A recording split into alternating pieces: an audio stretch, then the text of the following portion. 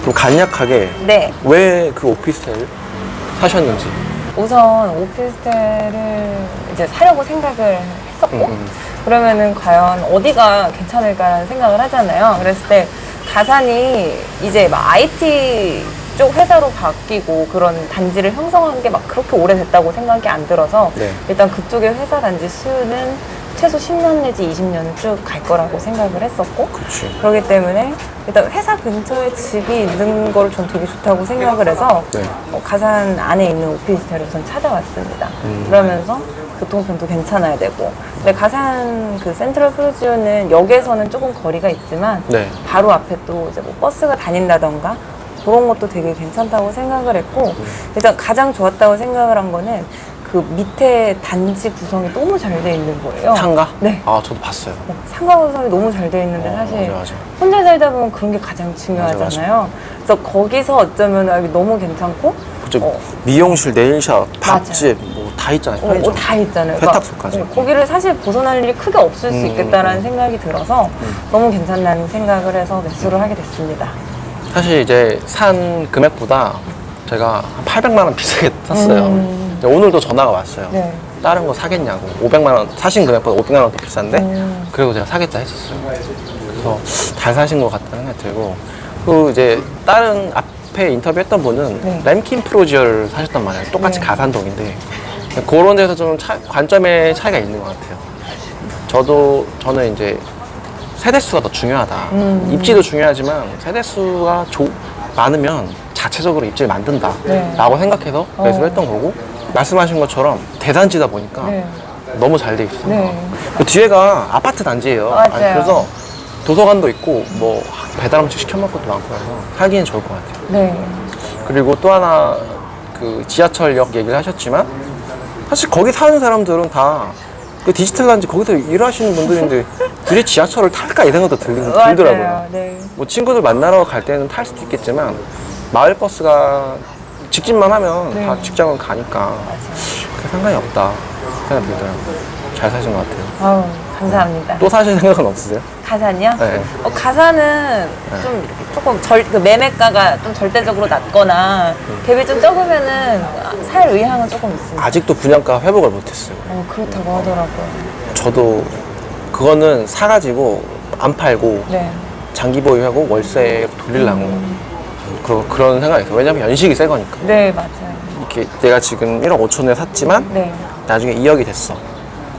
담보대출을 받아서 전세금 내주고 네. 그다음에 월세를 드리면 그때부터는 다 내 돈이잖아요. 네, 맞아요.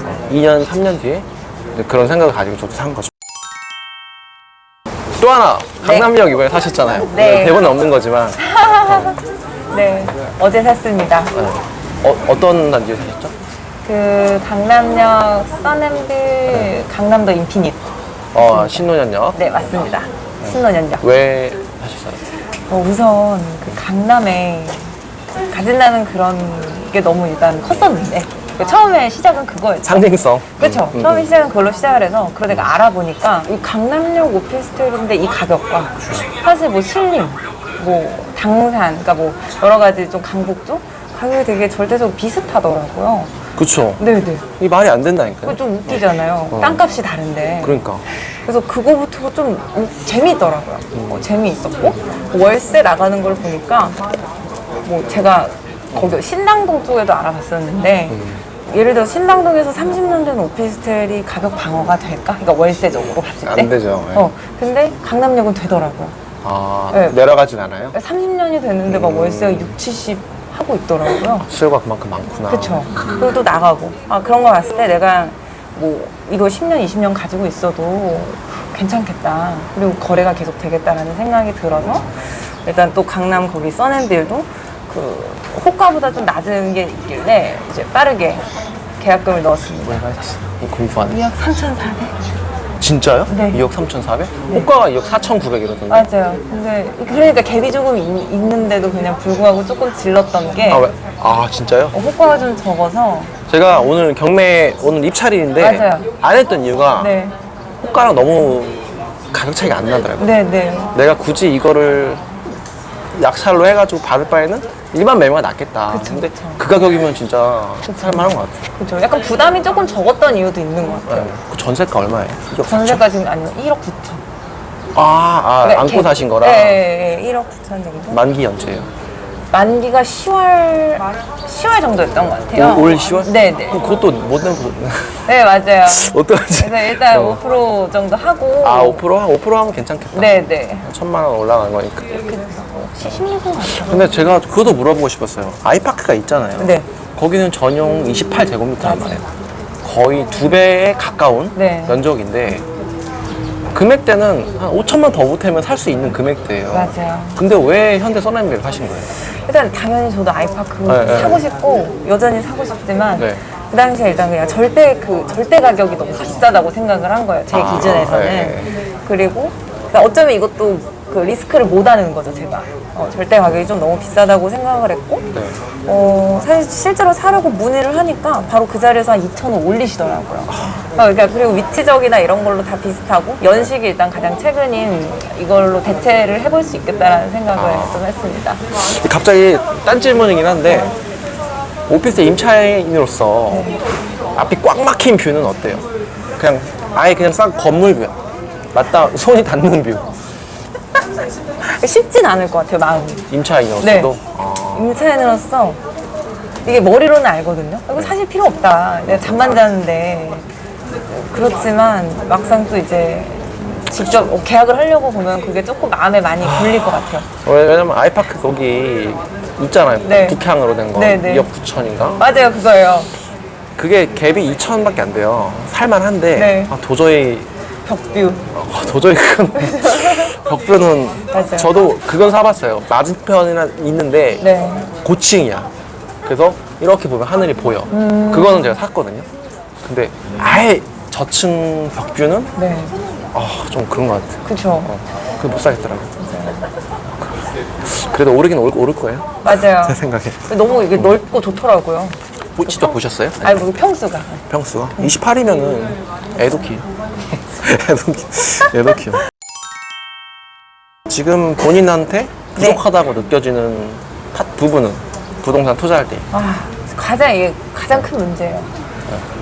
무서워요. 그러니까 그 무섭다는 게 머리로는 다 알아요. 이게 너무 좋고, 그러니까 기준도 다 있고, 이렇기 때문에 이게 사고 싶은데, 이게 미래를 제가 모르잖아요. 그러니까 경험도 없고, 어떻게 흘러갈지, 이 모든 사실 책임은 제가 다 감내해야 되는 거니까, 이게 막, 뭐랄까, 좀 더 공격적이거나, 조금 더 이렇게 못하는 거죠. 그러니까 뭐 그런 부분들이 이제 아무래도 좀 경험이 있으시거나 전문 투자자분들은 좀 더 거기서 확신이 있으신 것 같더라고요. 맞아. 근데 초보자들은 특히 저처럼 이제 근로자들은 이게 전부잖아요. 어쩌면은 지금 이제 시작하는 단계에서 그런 리스크가 조금 마음이 쉽지는 않은 것 같아요. 이제 제일 브리닝 분들이 많이 무서워하는 게 임차인 나간다 그러면 어떡하지?